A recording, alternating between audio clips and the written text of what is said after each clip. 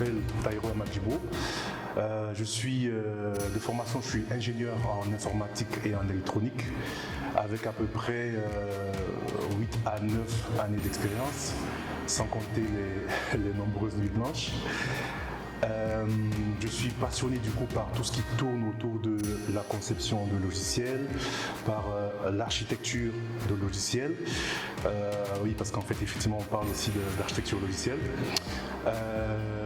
J'aime beaucoup l'entrepreneuriat et je dirais que j'aime beaucoup mon pays et je suis très attaché à l'Afrique. Raison pour laquelle du coup j'ai fait mon retour au Niger pour m'installer définitivement depuis quelques mois. Et je pense que en fait c'est à chacun d'entre nous d'apporter sa pierre à l'édifice dans le développement de notre pays et de notre continent. Justement, tu parlais du Niger. Oui. Je t'apprends bien déjà. Notre situation sociale actuellement et politique aussi, il faut le dire, n'encourage presque personne à revenir. C'est beaucoup plus des départs. Comment dans cet écosystème-là, toi, tu décides de rentrer? Qu'est-ce qui t'a motivé à faire ça?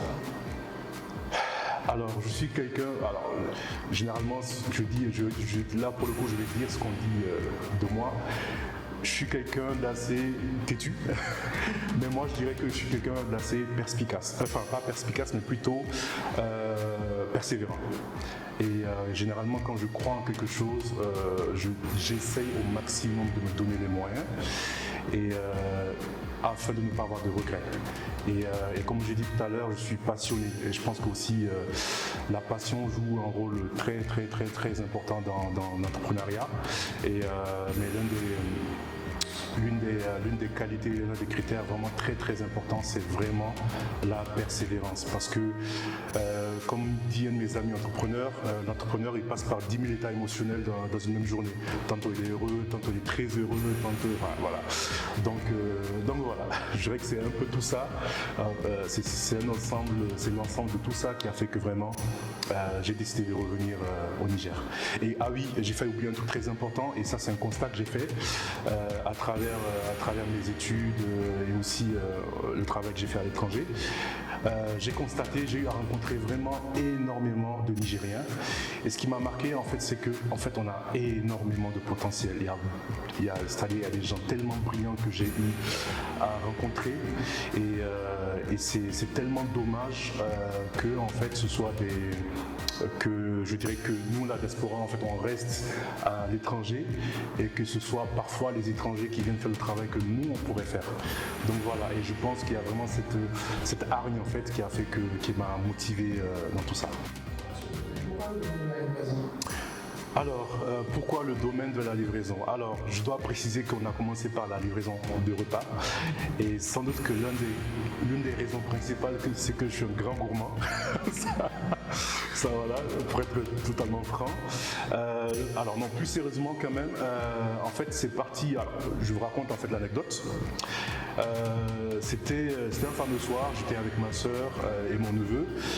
On a eu une très longue journée, on est rentré à la maison, on était fatigué, il faisait chaud, on n'avait pas envie de sortir, rentrer dans les embouteillages, etc.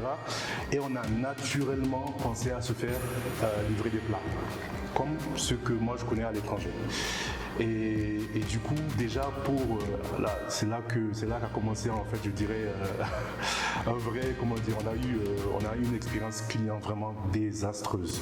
Parce que déjà, il fallait trouver les restaurants qui livrent. Et il n'y en avait pas beaucoup. Il fallait déjà savoir que ce restaurant-là livrait assez rapidement, parce que c'est un critère aussi très important.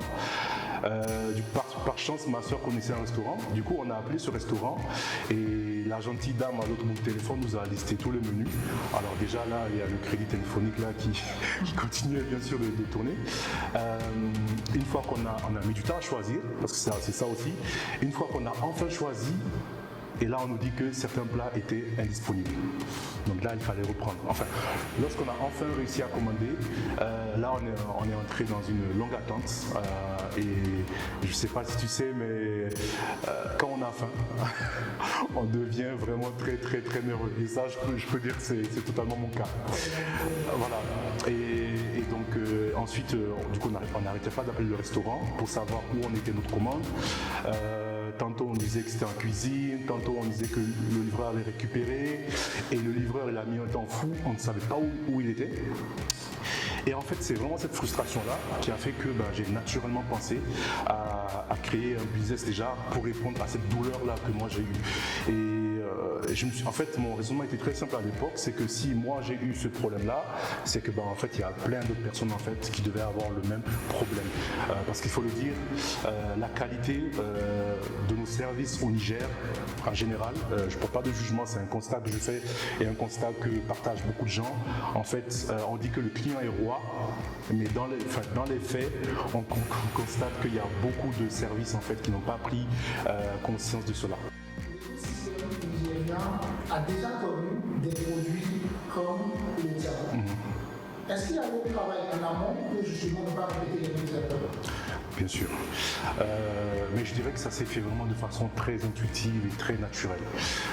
Parce que déjà, comme j'ai dit tout à l'heure, malheureusement nos services dans beaucoup de domaines ne sont pas au niveau en termes de qualité, et donc déjà à ce niveau-là j'étais sûr que si je devais créer un produit que moi j'allais faire, c'est-à-dire j'allais harceler mon équipe de façon bienveillante bien sûr, pour vraiment apporter cette qualité-là en fait dont on a tous besoin. Donc ça c'est le premier point. Alors il y a beaucoup de points, mais voilà, je vais essayer de citer les points qui me viennent en tête là. Le deuxième point c'était par rapport à oui, la technologie. Alors je ne l'ai pas dit tout à l'heure, mais en fait, par la grâce de Dieu, en fait, j'ai très rapidement été responsable technique, ce qu'on appelle lead dev dans le domaine, c'est-à-dire que j'ai eu à encadrer une équipe de développeurs dans de gros projets en France, notamment Orange Bank, etc. Et donc j'ai eu à faire des formations, à donner des formations. Et donc du coup j'étais assez, je dirais, confiant sur le fait que si je devais faire un produit, en fait il y aurait la qualité technologique derrière. Et Dieu merci, en fait c'est un retour qu'on a aussi de la part de nos clients, à savoir que il y en a, pour te dire, il y en a même qui pensent que le produit n'a pas été développé par un Nigérien. Et ça, je dirais, ça fait un peu mal à entendre parce qu'on a tellement de talent et moi honnêtement j'ai vu des gens tellement plus compétents que moi, mais ils sont à l'étranger. Voilà. Écoute, c'est le début d'une nouvelle aventure. Ça inspirera ceux et celles qui viendront. J'espère. Aujourd'hui, Direct est disponible en application, en application mobile. Et de ce constat que nous on a fait dans cet écosystème, c'est que pour chaque produit digital qui est là, il faut une certaine pédagogie. Parce que le minimum, par exemple, la géolocalisation, par exemple, sur 10 personnes avec qui tu discutes, peut-être 7 ou 8 vont dire Google ne marche pas, Google Maps ne marche pas. Comment tu as réussi, toi, dans un premier temps, à faire comprendre l'utilisation du produit aux utilisateurs? Ou bien c'était tellement développé et intuitif qu'il n'y a pas beaucoup de complications pour que les gens maîtrisent le produit? Tout à fait. Là aussi, il y a pas mal d'éléments de réponse que je peux apporter.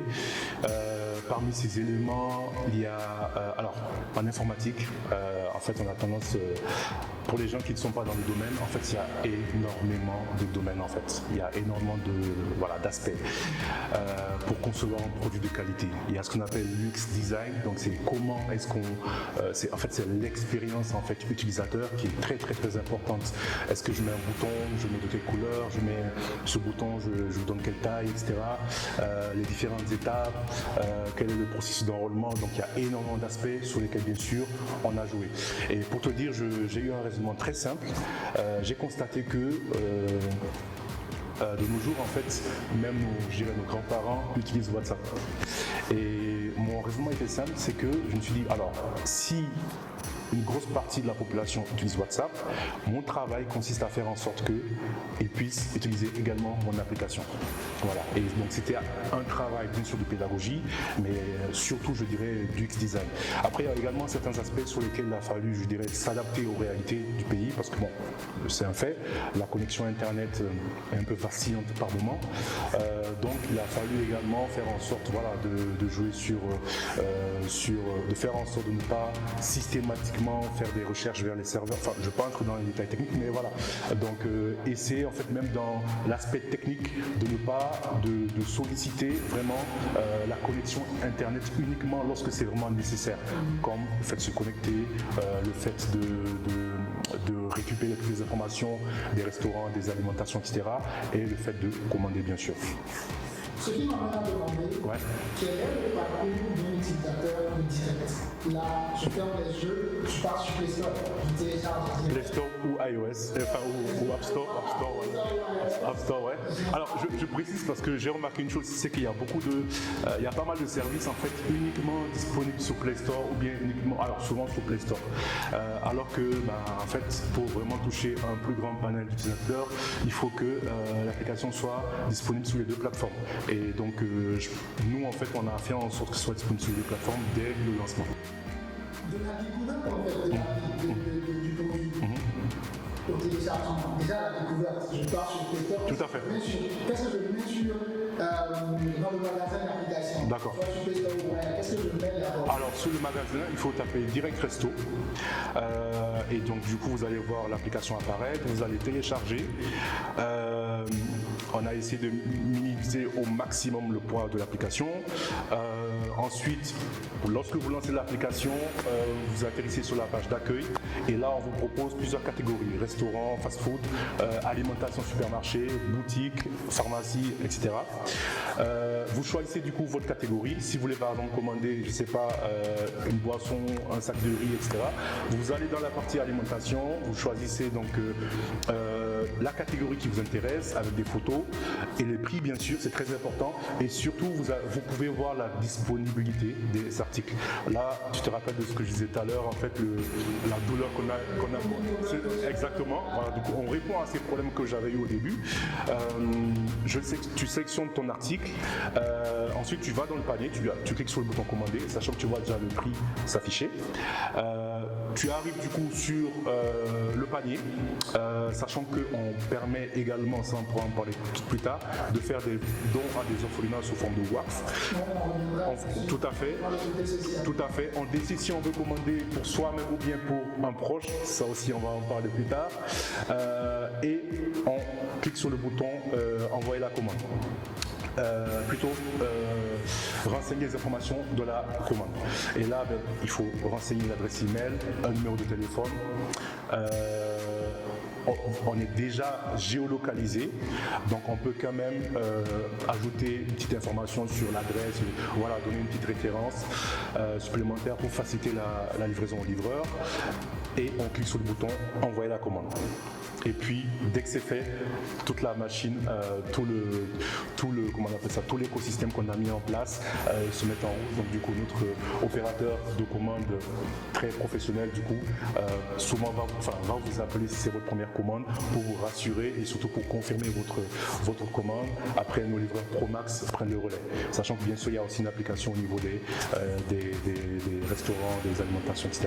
Ça aussi on pourra en parler. Alors voilà, il y a énormément de choses dont voilà, il faudra vraiment qu'on puisse se cadrer en fait. Ouais. Là tout de suite, il y a une étape que je n'ai pas suivie, là je l'ai dit, je n'ai pas suivie. Comment se passe le paiement?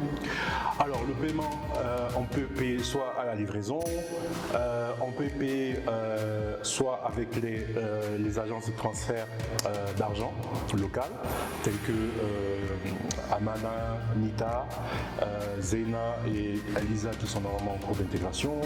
On peut payer par EcoBank Pay et on peut payer par carte bancaire, Visa, Mastercard.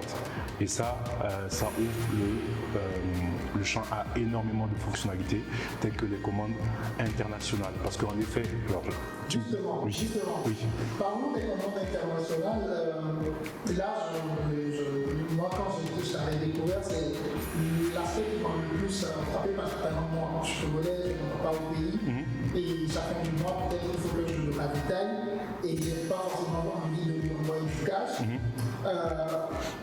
Pour quelqu'un qui est aujourd'hui à l'extérieur du Niger et qui a envie d'offrir quelque chose à quelqu'un au Niger, peut-être son corps, sa famille, ses parents et tout, tu as pensé à ces gens-là et est-ce que tu peux nous parler de cet aspect du produit direct? Alors là aussi, du coup, je vais partir de l'anecdote. C'est que donc du coup, une fois, donc j'étais à l'étranger et j'ai voulu commander en fait, faire un cadeau à un proche. Et j'ai vu qu'il y avait un blocage en fait, parce qu'à l'époque, on n'avait pas encore intégré les moyens de paiement. Et donc c'est tout simplement parti de là.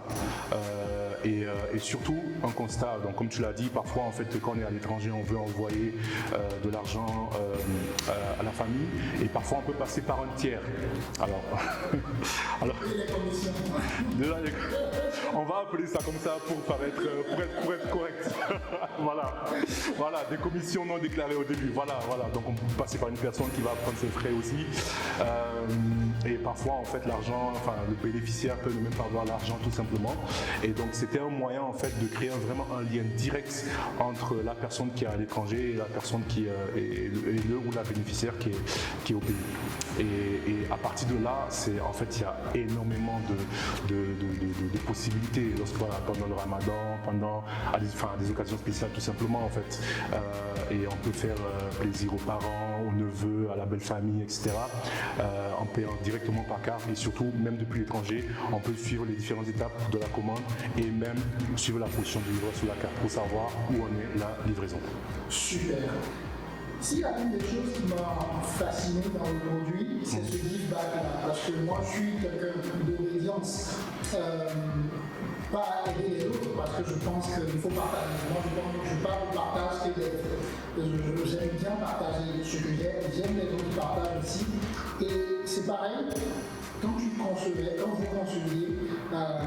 direct, votre équipe a pensé à une partie give back.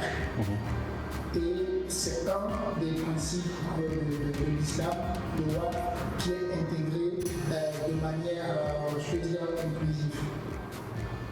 Pourquoi tu as pensé à ça? C'est quoi l'intérêt pour vous?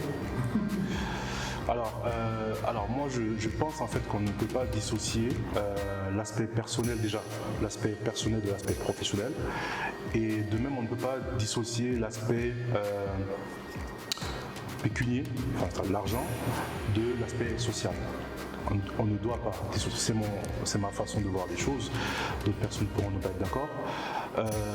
Et donc tout naturellement, du coup, j'ai vraiment pensé en fait à voir comment du coup faire du give back comme tu dis. Et du coup, en fait, l'idée n'est pas venue comme ça en fait. C'est au travers de discussions avec des gens, etc. Parce que c'est ça aussi en fait. Parfois, on peut penser que le fait de confier ses idées à des gens, en fait, ces gens vont nous piquer ses idées. Alors ça, on pourra en parler là aussi, mais voilà. Je pense plutôt en fait qu'en parlant avec les gens, en fait, les gens peuvent enrichir en fait cette idée-là pour donner quelque chose de beaucoup plus attrayant et beaucoup plus efficace. Et oui, donc c'est à travers des discussions avec des gens que notamment j'ai eu l'idée du WACF. Alors déjà, lorsqu'on a gagné le prix Takara 2021, qui récompense le meilleur projet entrepreneurial au Niger en 2021, déjà l'un des sponsors c'était le WACF. Il y avait le WACF, mais à l'époque je dirais que je ne savais pas ce que c'était vraiment le WACF. Et c'est au travers d'une discussion avec un ami que j'ai rencontré il n'y a pas très longtemps, qui s'appelle Abdallah, qui m'a parlé du WACF parce qu'il a eu à travailler au niveau de la haute autorité du WACF. Et il m'a dit, mais tiens Taïro, en fait ton idée là, en fait tu pourrais tout simplement transformer ça en WACF. Et j'ai dit, mais c'est quoi le WACF? Il m'a expliqué. Et là j'ai vu, ça semblait tellement évident parce que pour les gens qui ne savent pas c'est quoi le Waqf en fait c'est un principe de la finance islamique qui consiste en fait à ce que la communauté fasse un don à une cause. Ça peut être des mosquées, ça peut être des orphelinats, ça peut être les talibés qui sont dans la rue. Mais ce don-là va permettre de constituer un actif comme une boutique, un taxi, un camion qu'on met en location, etc. Dans le but d'autonomiser ces bénéficiaires-là. Parce que ce qu'on a remarqué, et je pense qu'en fait on le voit tous, très souvent on voit tout le temps dans les groupes WhatsApp, bien sur Facebook, des gens des appels à l'aide d'orphelinats qui disent au secours, en fait nos orphelins n'ont plus de quoi manger. Ça c'est quelque chose qui déchire le cœur, je dirais. Mais sauf que en fait on n'a pas tout le temps les moyens de subvenir en fait à ces besoins-là. Et donc voilà, donc ça répond à l'adage qui dit mieux vaut apprendre à quelqu'un à pêcher plutôt que de lui donner du poisson tous les jours.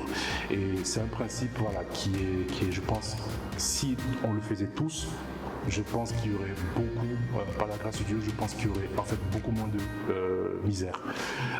Et pour l'anecdote, j'ai appris que dans certains pays comme la Turquie, ce principe est tellement développé qu'il y a même un waqf dédié à la nourriture des chats de la rue.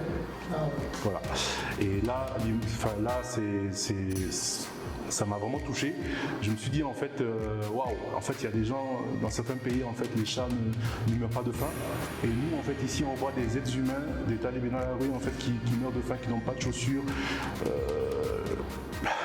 Voilà. Et donc je pense. Merci pour cette cause-là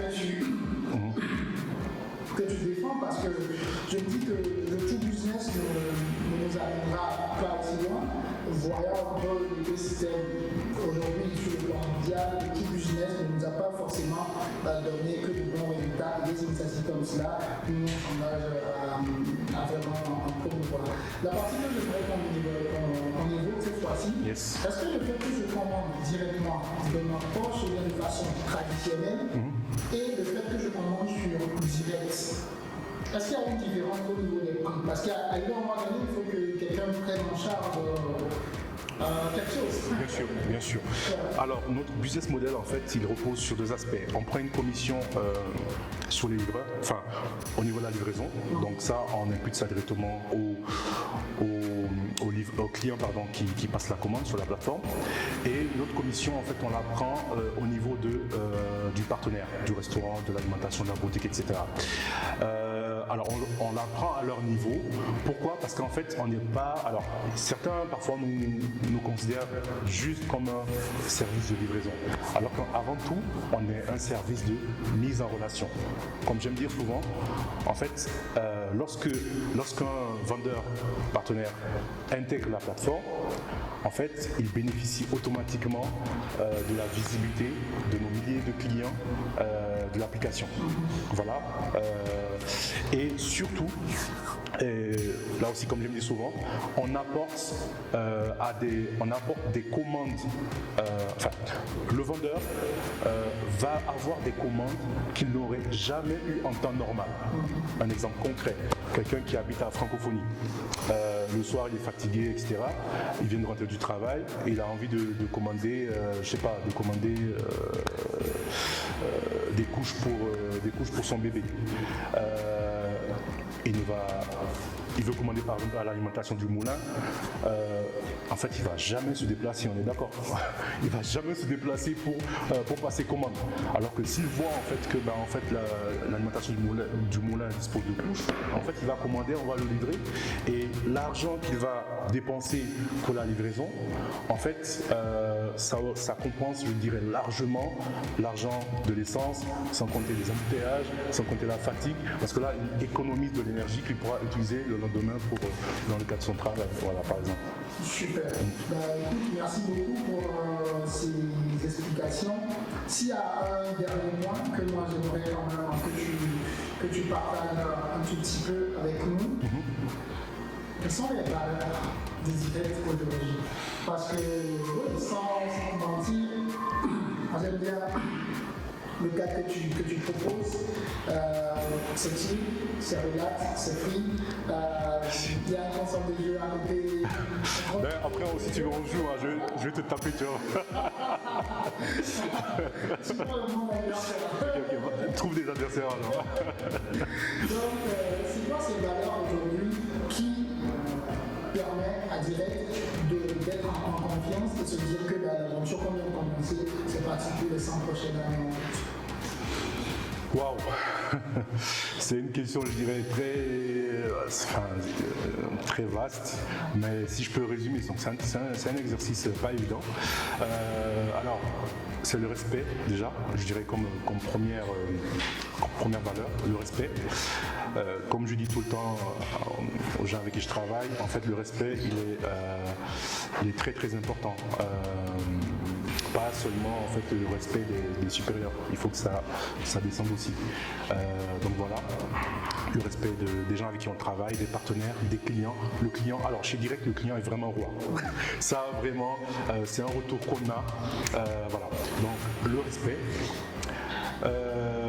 Je dirais la persévérance, parce que comme j'ai dit en intro, je pense que c'est une qualité qu'il faut non seulement aux promoteurs d'une start-up, mais surtout avec les gens avec qui ils travaillent au quotidien. Parce que s'il est tout le temps motivé, persévérant, mais au premier échec, du coup, l'équipe se décourage, ça ne matche pas trop. Voilà. La persévérance, donc, comme tu l'as dit tout à l'heure, je pense que les valeurs sociales, le fait de donner un retour est primordial aussi. Voilà.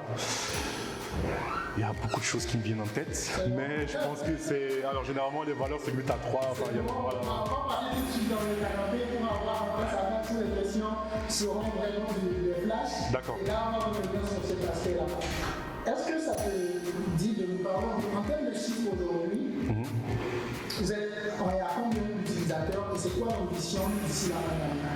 Alors, concernant les chiffres, j'aime toujours mettre les choses dans leur contexte parce que comme j'ai dit, en fait, Direct, c'est une start-up que j'ai menée à distance pendant quelques temps, depuis l'étranger. Il y a des gens qui ont considéré que j'étais fou. Voilà. Mais je dirais que l'un des aspects qui a joué en ma faveur, c'est la digitalisation. Parce qu'en termes de commandes, tout ça, je pouvais vraiment savoir où on était. Par contre, il a cruellement manqué certains, je dirais, une vraie attache, une vraie proximité avec mon équipe. Et ça, c'était vraiment très, en fait, c'était très compliqué. Ce qu'on faisait comme chiffre avant, en fait, ça ne reflétait absolument pas le potentiel en fait de notre start-up. Mais pour te répondre quand même un peu, en fait, aujourd'hui, on a plusieurs milliers de clients qui utilisent la plateforme, qui commandent dans des restaurants, qui ont commencé à commander dans les alimentations et dans les boutiques. Et voilà, on a également mis en place aussi d'autres solutions technologiques. Alors, si tu me permets de parler de ça un peu très rapidement, beaucoup nous considèrent comme un service de livraison, de mise en relation. Moi, je dirais qu'en fait, c'est même pas je dirais, j'affirme en fait qu'on est avant tout une entreprise, une start-up technologique. Et la technologie, elle peut s'attaquer à tous les domaines. Et la preuve en est, on a commencé par les restaurants, on a fait les alimentations, etc. Donc c'est dans ce sens-là en fait qu'on a intégré par exemple les pharmacies de gamme. Là aussi, c'est parti d'une galère que j'ai eue. Donc, j'étais tombé très gravement malade et je voulais vraiment avoir des médicaments. J'ai vu un peu, j'ai téléchargé, enfin, j'ai vu les applications, les sites web qu'il y avait à disposition. Mais en fait, il n'y avait pas, je ne voyais pas la pharmacie la plus proche, la pharmacie de garde la plus proche de moi. Et même s'il disait par exemple pharmacie, je sais pas, pharmacie de l'Olia, est-ce que je suis censé forcément savoir où est située la pharmacie de l'Olia? Voilà. Donc ça m'a encore plus encouragé en fait à implémenter cette solution-là. Et donc là, aujourd'hui, plus besoin de vous fatiguer à demander dans des groupes WhatsApp, etc. Les pharmacies de garde, chaque samedi, on met à jour systématiquement les pharmacies de garde. Voilà, on a également d'autres solutions technologiques concrètes. Voilà, j'insiste beaucoup sur ce terme parce qu'en fait, je veux vraiment pas mettre. Ça marche, ok. Ça marche, allez, go, allez, parti.